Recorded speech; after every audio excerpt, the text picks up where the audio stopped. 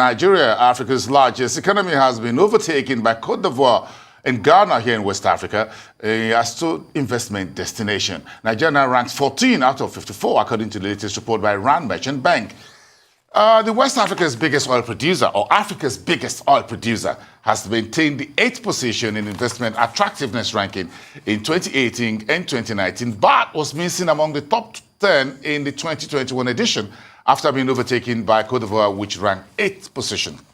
The World Bank says in a report that Nigeria's working age population is set to expand by a record 133 million between 2020 and 2015, adding to the existing job pressures.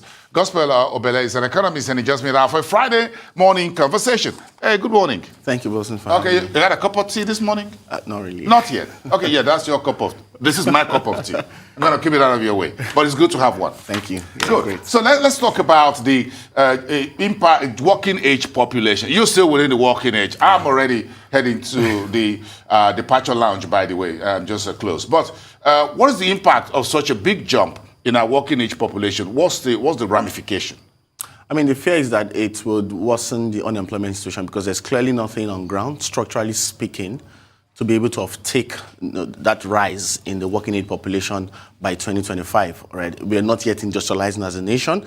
We need to see the right investments now to be able to tell if we can take the significant chunk of young Nigerians. Do I tend to disagree with folks like you? Because government officials will point to entertainment sector, they point to fintech, the folks in Yaba and Onitsha, and they believe that so much has been done. That's what the government officials are saying. Those sectors have risen, all right, based on their self-resilience efforts, in the sense, not because there was some form of structured, organized policy intervention or structural intervention by government to enable those different sectors, and all that. So fundamentally speaking, they have the potential, and the government keeps speaking to the potential and trying to tie what they've done to those potential as well. But the result we've seen over time has been a result of the hard work and the resilience of individuals and stakeholders in the sector, not because there've been some coordinated policy or structural intervention to empowering and enabling those sectors into mainstream. But the Bank of Industry has given hundreds of millions. I think the last count I was looking at, the figure of about 2 billion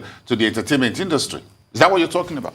No, not exactly, because it's more than just funding. You want to look at the skills bit, you want to look at the market, you want to look at the value, the culture, and all of those things. The value chain. Yes, all of those other non-funding items, plus the funding items. So now we brag a lot about funding in this part of the world, but if you look at it from an impact report standpoint, how many of the businesses the BOI and other stakeholders have funded have literally probably grown in terms of workforce, in terms of products, or leapfrog, to some particular level to say that they've added the critical impact they need on the mainstream GDP composition. How many? All right, until we can answer that question, we can't effectively say that XYZ amount of money that was pumped led to this increase. I can significantly say that it's been more around the resilience of the stakeholders in those sectors than the funding made available. Okay. I got it, because, part of the funds given by any of these DFIs, whether be the commercial banks, still have to procure generator, by the way. Generators, I mean. Yes, so the World Bank says Nigeria's unemployment situation pushed 1.4 million of its citizens out of the country in 2019. That's migration. People moving out of all countries around the world. Is this a cause for concern? Yes, it's a cause for concern, but it's also some form of, in quote, blessing in disguise. It depends on how we want to look at it. Give me the bad news first. Give me the bad news first. I mean, the bad news is the fact that you don't have the necessary jobs needed to unlock youth potential in this part of the world. Also to state there is a rising underemployment conversation at 28%, and it's worsening at almost 40% on youth underemployment. When you look at it from that axis. Now, a lot of youths are increasingly going back to the self-resilient question now, all right, developing their skills and all that. Now, by the time they develop their skills, there's literally no ready market for them to deploy. Do you have a market for UI, UX designers in this context? I don't think we do have enough. Do we have a market for data analysts or artificial intelligence analysts? Even if the market is there, we've not unlocked it as a market potential to meet with the skills. That's demand-supply dynamics now. All right, so we need to understand that these youths are wearied and tired of the fact that there's an unemployment question. There's also an unemployment question.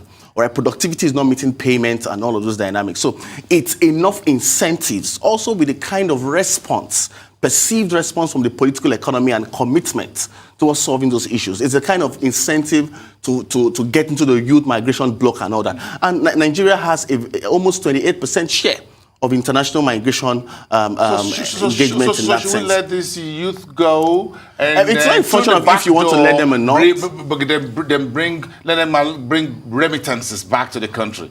They've gone already. So it's not really a question of if we want to let them go or not. In fact, chunks and loads will be leaving again in January. No, because we should just be looking for them to send their money back home.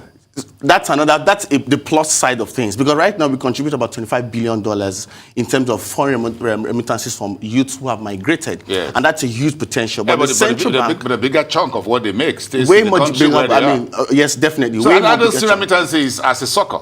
Yeah, and I don't want anybody telling me that. I mean, the big concern... $29 billion? Way more than that, of course. We know that way more than that. But we don't even have a structure to correctly, a model to correctly estimate the bandwidth, enough to tell that, okay, these are the structures we need to put in place to ensure that those monies are coming in as a major source of government revenue as well. But then if you think about it in the other way around, all right, these youths would not be seeking to comply or are not inspired to comply to such.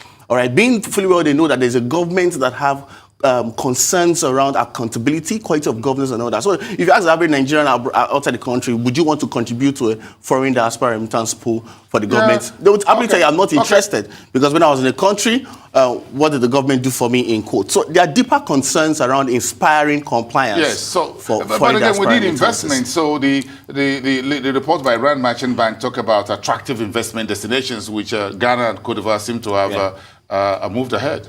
If you look at it very well, those conversations hinged very strongly on the three cardinal points the IMF pointed out in January 2021, which was containing the spread of the pandemic, policy support, and vaccination as well. All right, look at the top three countries, for instance. Egypt has a population of about 102 million and has vaccinated about 10 million of the population. Morocco has 36 and vaccinated about 22 million. Yes. All right, South Africa has about 59 and vaccinated about 10 million. Nigeria has about 200 and we've vaccinated 3 million at least. All right, so the vaccination ratio to the population is very low. And that's a critical indicator to tell us how much of your economic stakeholders are ready to jump on the recovery pool. So there's a competition for investment dollars. Exactly. So recovery is the major question here. How much of effort in terms of policy support and containing the spread of coronavirus has gone into enabling for recovery? All right, in as much as we brag about the fact that we're the largest in quote economy by size, we're not the largest when it comes to competitive efforts to unlock foreign direct investments. Can we displace Egypt at any point? What do we need to do? What we need to do is to first and foremost, all right, ensure that it's a working business environment, all right, with ease. The business environment is made a lot more easy, especially for SMEs and all of that, all right. Infrastructure has to be working. I mean, we don't have an option right now. Power especially. I mean, if you grow power by 45%, if power is improved by 50%, it will improve on the value of the naira, because economic productivity will improve. And then channeling that to more improved access to markets. You'll be earning much more in foreign currencies and the likes, and attracting more investors in that order. So it's a simple chain of cause and effect. All right, so we want to... It's a Friday, Gospel Obele. Thank you so much. I wish we could share this, but that's off camera. Thank you so much. Enjoy the rest of your day. And it's a Friday.